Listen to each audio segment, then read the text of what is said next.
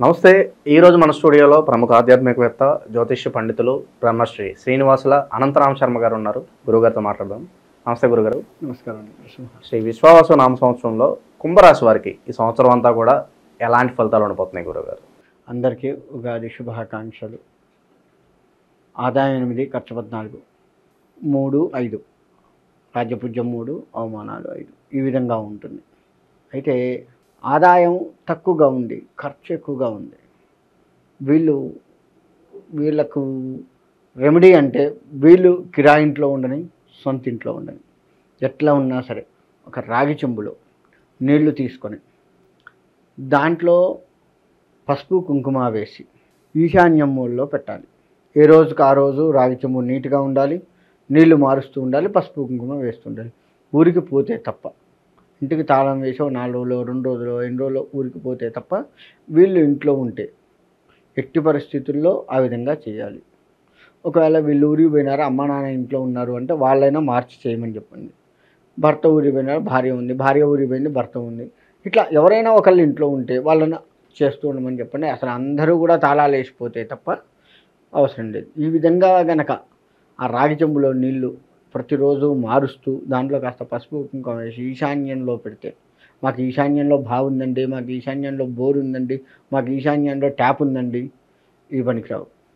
నువ్వున్న ఇంట్లో హాలు, ప్రధాన ద్వారం తూర్పుగా వెళ్తావు, లేదు ఉత్తరం, ఎట్లా వెళ్ళినా సరే నువ్వున్న ఇంట్లో నీకు ఇప్పుడు కొంతమంది ఏం చేస్తాను, మనము పైన అపార్ట్మెంట్లలో ఉంటాము, కింద ఈశాన్యంలోనే బోరుంది, పనికిరాదు. అది అందరికి కలిపి కదా. నీ సొంత ఇల్లు ఉంది, ఈశాన్యంలో నీళ్ళు ఉన్నాయి. ఇండివిజువల్ హౌసెస్లో కూడా ఈశాన్యంలో బావో నీళ్ళు ఏవో ట్యాప్తో ఉంటాయి, అయినా పనికిరాదు. నీవు ఇంట్లో నుంచి బయటకు వెళ్తుంటే, అంటే ప్రధాన ద్వారం కాంపౌండ్ వాళ్ళు కాకుండా లోపల ఉంటాం కదా మనం పొద్దుగూకులు, అలా ఉన్న చోట మాత్రం ఈ విధంగా చేస్తే ఆదాయాన్ని కాస్త పెంచుకున్న వాళ్ళు అవుతారు. నిండుకుండలాగా ఆదాయం ఉంటుంది. అందుకనే నీళ్లు పెట్టమని చెప్పింది. పసుపు కుంకుమ మంగళప్రదం, అందుకని ఆ పసుపు మంగళప్రదమైనటువంటి ఆ పసుపు కుంకుమ వేస్తూ ఏ రోజుకి ఆ రోజు నీళ్లు మారుస్తూ చేస్తూ ఉన్నట్లయితే వీళ్ళకి బాగుంటుంది. ఒకవేళ మేము ఊరు వెళ్తున్నాం కదండి అంటే మీరు వెళ్ళే ముందు ఆ రోజు ఉదయం మార్చాము, మళ్ళీ మరో రోజు మార్చమని చెప్పాను కదా, ఇక మధ్యాహ్నానికి ఎప్పుడో వెళ్తున్నారు, ఆ వెళ్ళే ముందు ఆ నీళ్లు తీసివేసి ఏదైనా చెట్లో పోసేసి మళ్ళీ నీళ్లు నింపి పసుపు కుంకుమ వేసి నమస్కారం చేసుకుని వెళ్ళండి. అప్పుడు ఫ్రెష్ నీళ్ళు అవుతాయి. పొద్దునే కాకుండా వెళ్తూ ఇంకొక 5 నిమిషాలు వెళ్తా ఉండగా ఆ పని చేసి వెళ్ళాలి. అప్పుడు ఖచ్చితంగా వీళ్ళకు ఆదాయం బాగుంటుంది, ఖర్చు తగ్గిపోతుంది, ఆటోమేటిక్గా తగ్గిపోతుంది. ఇది ఒక్క కుంభరాశి వారికి మాత్రమే. మిగతా రాశుల వారు ఇది మేము కూడా ఇట్నే చేస్తాం అంటే ఒక రకంగా పనికిరాదు. ఈ రాశి వారికి స్పెషాలిటీ ఇది. వీళ్ళ అదృష్టము, వీళ్ళ యోగము తెలియదు, కానీ ఈ రాశి వాళ్ళ స్పెషాలిటీ మాత్రం ఇదే. ఆదాయాన్ని పెంచుకునే మార్గం ఇది. ఆ విధంగా చేస్తే తప్పకుండా ఉంటుంది. ఇక విద్యార్థులు, నిరుద్యోగులు, వ్యాపారస్తులు వీళ్ళ పరిస్థితి ఎలా ఉండిపోతుంది గురుగారు? విద్యార్థుల విషయానికి వస్తే చదువుకోవాలి, చక్కగా చదువుకుంటారు, జ్ఞాపక శక్తి తక్కువగా ఉంటుంది, మేధా దక్షిణామూర్తిని నమ్మాలి. ఈ విధంగా చదువుతూ ఉంటేనే వాళ్ళకి బాగుంటుంది. వ్యాపారస్తులకు కూడా ఖర్చు కనపడుతూ ఉంది. ఏ వ్యాపారం చేస్తున్నటువంటి వారికైనా ఖర్చు కనపడుతుంది. వ్యాపారస్తులు కూడా ఈ రాశి వారు వ్యాపారం చేస్తున్నటువంటి వాళ్ళు ఎవరైనా ఉంటే వాళ్ళ వ్యాపారంలో కూడా ఈ విధంగా చేయాలి. రాగి చెంబులో నీళ్లు పెట్టుకొని చేయాలి. ఇక్కడ ఇంకొకటి ఏంటంటే, ఇప్పుడు ఈరోజు నీళ్లు పెట్టాము, ఆ నీళ్లు మరో రోజు నువ్వు ఎక్కడ పోయాలి అన్న విషయానికి వస్తే ఏదైనా పచ్చడి చెట్టులో పోయండి, లేదంటే తులసి చెట్టులో పోయండి. అది కూడా స్నానం చేసి మాత్రమే ఆ నీళ్లు తీసేయాలి. స్నానం చేయకుండా ఆ నీళ్లు ముట్టుకోవద్దు. ఆ విధంగా చేస్తూ ఉంటే బాగుంటుంది. వ్యాపారంలో కూడా వీళ్ళు ఆ విధంగా కనుక పెట్టుకున్నట్లయితే బాగుంటుంది, చాలా బాగుంటుంది. నిరుద్యోగుల పరిస్థితి గురుగారు, విదేశీ ప్రయత్నాలు చేసుకోవచ్చు అంటారు? నిరుద్యోగులకి ఖచ్చితంగా ఏదో ఒక జాబ్ వస్తుందండి. చిన్న జాబులే వస్తాయి ఎక్కువ శాతం, అంటే సెక్యూరిటీ, ఇట్లా కాస్త వాళ్ళు ఉన్న స్థాయి కంటే కూడా తక్కువ స్థాయి ఉన్నటువంటి జాబులు వస్తాయి. వాటిని స్వీకరించండి. వచ్చిన దాన్ని పోగొట్టుకోవద్దు. స్వీకరించి కాస్త దాంట్లోనే మంచి పేరు తెచ్చుకుంటూ ఉండండి, సరిపోతుంది. ఇక విదేశీయానానికి వస్తే, విదేశీయానం ప్రయత్నాలు వీళ్ళు ఒక రకంగా పెట్టుకోవద్దనే చెప్తాను నేను. పెట్టుకున్నా కానీ సరైనటువంటి వాళ్ళ అవగాహన తీసుకొని వాళ్ళ యొక్క ఆలోచనలు తీసుకొని అక్కడ పరిస్థితిని పూర్తిగా అర్థం చేసుకున్న తర్వాతనే విదేశాలకు వెళ్ళాలి అన్న ఆలోచన పెట్టుకోవాలి. విదేశాల్లో ఉంటున్నటువంటి ఆల్రెడీ మేము ఎప్పటి నుంచో 5-6 సంవత్సరాల నుంచి ఉంటున్నాం, 10 సంవత్సరాల నుంచి ఉంటున్నాం అన్నటువంటి వాళ్ళు అక్కడున్న పరిస్థితులను తట్టుకోగలగాలి.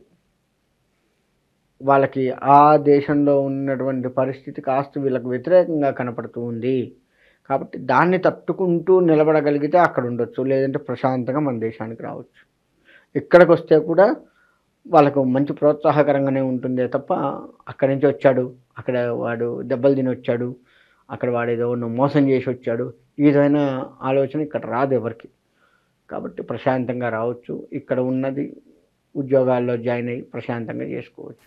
పెళ్ళిళ్ళు, గృహప్రవేశాలు లాంటి కార్యక్రమాలు జరగడానికి ఆస్కారం ఉందంటారు. వివాహాలు చేస్తారు ఈ రాశి వారు, వివాహాల్లో పాల్గొంటారు కూడాను, ఇతరత్ర వాళ్ళ వివాహాల్లో పాల్గొంటారు, గృహప్రవేశాల్లో కూడా పాల్గొంటారు, గృహప్రవేశాలు కూడా చేస్తారు.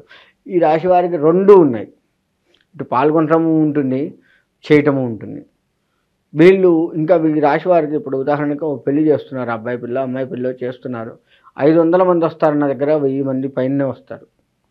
అట్లా ఎక్కువ మొత్తంలో వీళ్ళని జనాల్ని ఆకర్షించి అబ్బా వాళ్ళ పెళ్ళికి పోవాలరా, చాలా మంచి వాళ్ళు, రేపు పోకపోతే బాగుండదు అని రావడము, చేయడము, వాళ్ళకి కనపడటము చేస్తుంటారు. అది వీళ్ళకి అధికంగా ఉంటుంది. అంటే తద్వారా ఏంటంటే మనం ఉదాహరణకు 500 మందికే వంట చేయిద్దాం, 1000 మంది వచ్చేసరికి కాస్త ఎక్కువ ఖర్చు కనపడుతుంది, కానీ తప్పదు.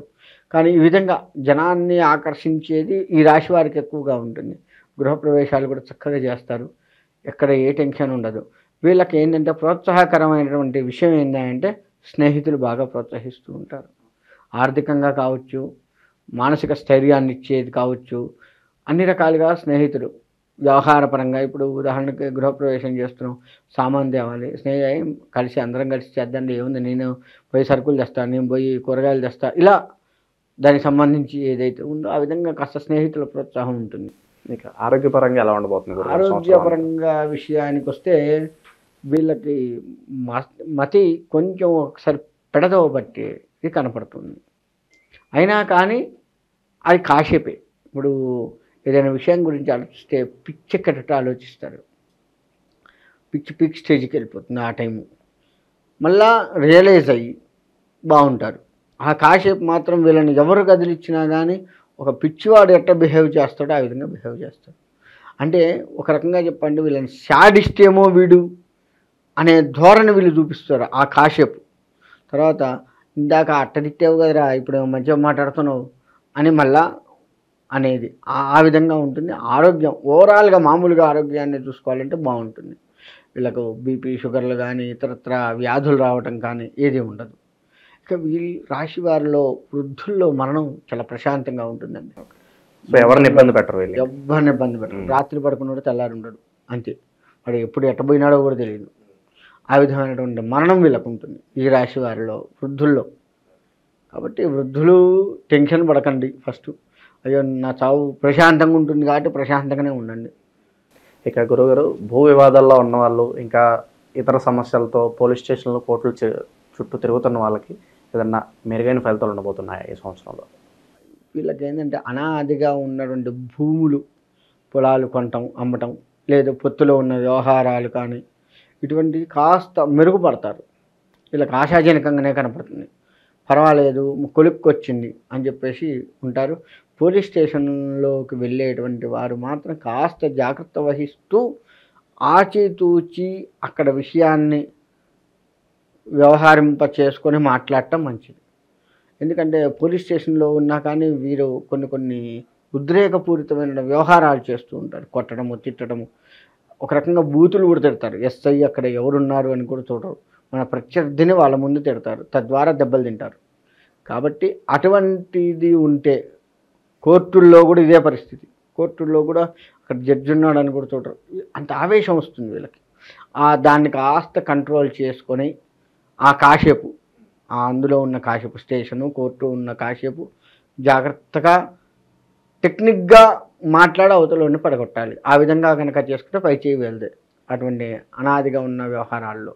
ఇక వైవాహిక జీవితం ఎలా ఉండబోతుంది గురుగారు? ఎప్పటి నుంచో సంతానం కోసం ఎదురు చూసే వాళ్ళకి గుడ్ న్యూస్ ఉందా? ఖచ్చితంగా ఉందండి. మంచి చక్కటి, ఇంకా వీళ్ళకి ట్విన్స్ పుట్టే అవకాశం ఉంది.